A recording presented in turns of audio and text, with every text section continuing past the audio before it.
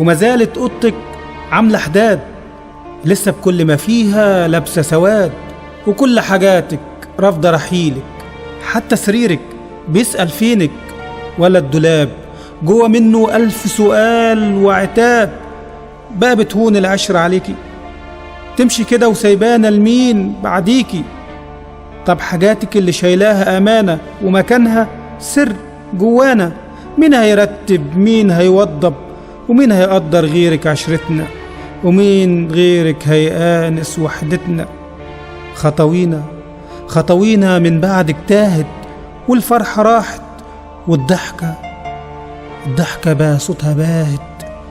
في حاجات كتير مشيت وياكي، في حاجات كتير من غيرك ما تتحسش، كل حاجة ناقصة حاجة، مهما حاولنا مش بتكمل. مفيش حاجة بتخفف ألم الفراق ولا تنسي، مفيش حاجة إلا وعليكي بتسأل. مهما طال العمر بينا ومهما نجحنا، نيجي عند اشتياقك ونفشل. زي ورود سابها البستاني عطشانة وبتدبل. ليه بتفرقي وفجأة مشيتي؟ لسه بدري يا غالية، ملحقناش نشبع منك، ومعرفناش ازاي نعيش بعديكي. اوضتك طول اليوم بتعيط، مش عارفين حتى نواسيها، غصب عنها ريحتك نفسك لسه مليها. مش قادرة تستوعب، رافضة تصدق انها راح تفضى من بعد ما كان الحب مليها.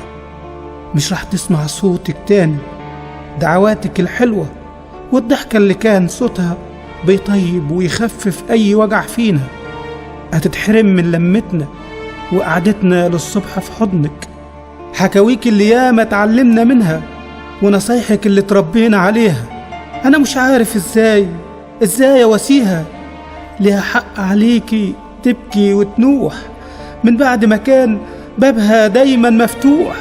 الضلمة سكنتها والسواد كسيها، أعمل إيه أنا فيها؟ اوضتك عاملة علينا حداد، اوضتك لسه ما زالت لابسة سواد.